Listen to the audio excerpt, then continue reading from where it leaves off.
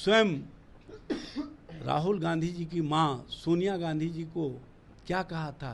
कांग्रेस की विधवा मां जो बिहार की पूर्व मुख्यमंत्री रही हैं श्रीमती राबड़ी देवी जी, उनको गाली दिया था।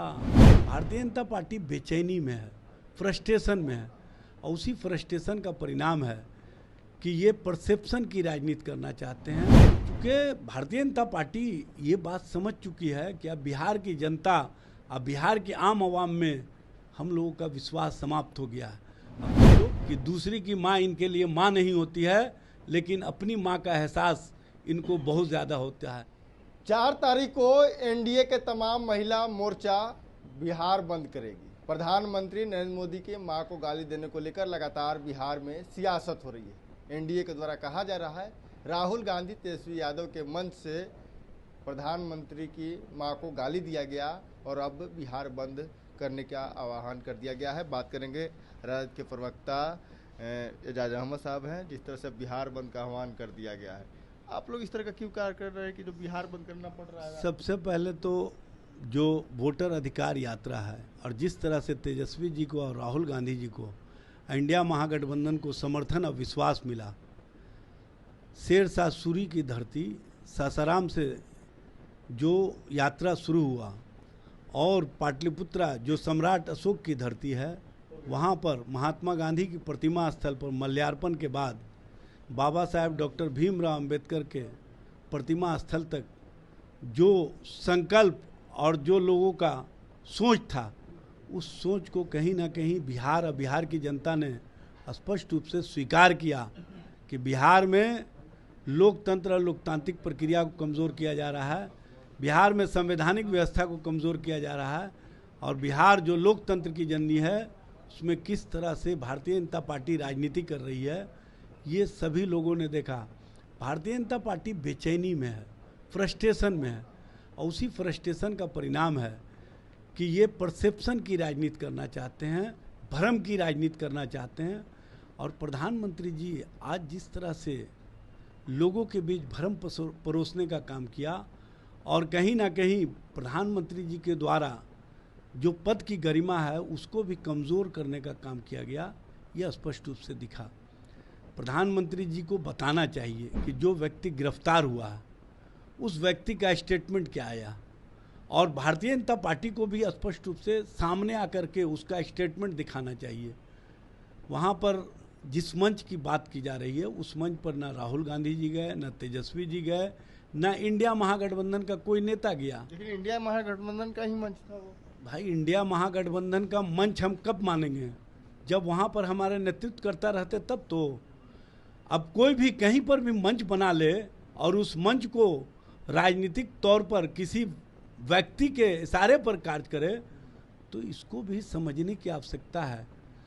क्योंकि भारतीय जनता पार्टी ये बात समझ चुकी है कि अब बिहार की जनता, अब बिहार की आम आवाम में हम लोगों का विश्वास समाप्त हो गया है।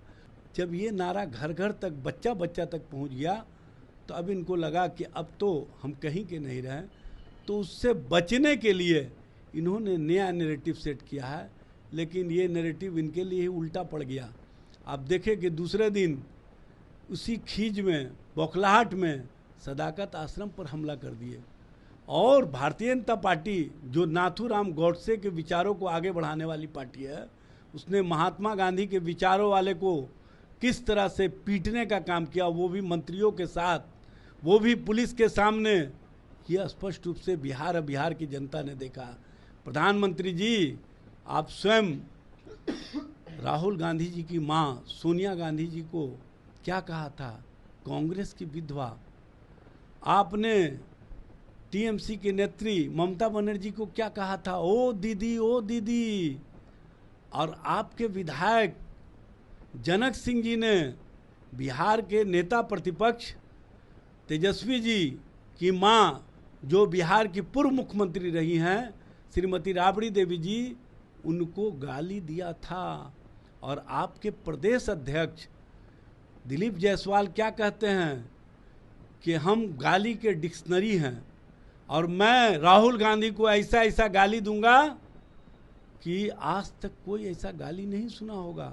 वो तो रो रहे हैं, आज रो रहे थे प्रधानमंत्री का भावुक भाषण। भाई डिक्शनरी उनका कहाँ चला गया, गाली वाला। भावुकता उनकी इस बात के लिए नहीं है। उनकी अगर भावुकता होती तो महिला खिलाड़ियों के साथ जिस तरह से भारतीय जनता पार्टी के सांसद ने व्यवहार किया था, पूरा देश जब रो रहा था तब ये हंस रहे थे। जब कुलदीप सेंगर के द्वारा जिस तरह का कृत्य किया गया था, जब पूरा उत्तर प्रदेश रो रहा था तो ये हंस रहे थे। और बिहार में जब मुजफ्फरपुर शेल्टर होम जैसी घटनाएं हुई थी, अब पूरा बिहार रो रहा था, शर्मसार हो रहा था, तो ये हा हा हा कर रहे थे। ये लोग दूसरी की माँ को उपहास का विषय बनाते हैं और अपनी माँ को लेकर के जिस तरह से बात करते हैं, इसी से स्पष्ट होता है कि दूसरी की माँ इनके लिए माँ नहीं होती है, लेकिन अपनी माँ का एहसास इनको बहुत ज़्यादा होता है। आप दूसरी की माँ को अपनी माँ समझने का काम कीजिए, तभी आप राजनीति में संवेदना, राजनीति में बेहतर सोच और राजनीति में जो जनता और जनता के प्रति जवाबदेही होती है, उस जवाबदेही का निर्वहन कर सकते हैं। क्या लग रहा है, जबरदस्ती एजेंडा बनाया जा रहा है? देखिए, एजेंडा बनाने से भी अब कुछ नहीं बनने वाला है, चूँकि बिहार की जनता, बिहार के आम आवाम वोट का जो अधिकार छीना जा रहा है, 65 लाख वोटर्स के जो नाम काटे गए हैं, उसके कारण जो गुस्से में हैं, जब फाइनल वोटर लिस्ट आ जाएगा तो ये लोग अपने क्षेत्र में नहीं जा पाएंगे। बिल्कुल, हमारे साथ राजद के प्रवक्ता एजाज अहमद, इन्होंने साफ तौर पर कहा कि जबरदस्ती का एजेंडा सेट किया जा रहा है। वोटर अधिकार यात्रा में जो भीड़ हुई है, जो समर्थन मिला है, उसको देकर ये लोग बौखलाए हुए हैं। पैनोरमा ग्रुप, जो सोचता है वो करता है। ये लो, मुंह मीठा करो, आज मैंने अपना जॉब छोड़ दिया, अब हम पूर्णिया वापस जाएंगे। जॉब छोड़ दिया है? मतलब ये घर कैसे चलेगा, हम करेंगे क्या, और माँ बाबूजी क्या बोलेंगे? इसलिए मैं एक और मिठाई का डब्बा लाया, अपने बिजनेस के लिए लोन अप्रूव हो गया। अरे लोन अप्रूव हो गया वो तो ठीक है, लेकिन पूर्णिया में हम रहेंगे कहाँ? अपना घर भी तो नहीं है वहाँ। इसलिए तो एक और मिठाई का डब्बा अलग से लाया हूँ। हमने पूर्णिया में घर ले लिया है, पूर्णिया के ई होम्स पैनोरमा में। पूर्णिया में पैनोरमा ग्रुप लेकर आए हैं ई होम्स पैनोरमा। बड़ा घर, आलीशान जिंदगी और अत्याधुनिक सुविधाओं के संग। अरे अरे, अब क्यों मुंह मीठा करवा रही हो? क्योंकि हम घर वापसी जो कर रहे हैं। घर वापसी की खुशी पूर्णिया में ई होम्स पैनोरमा के संग।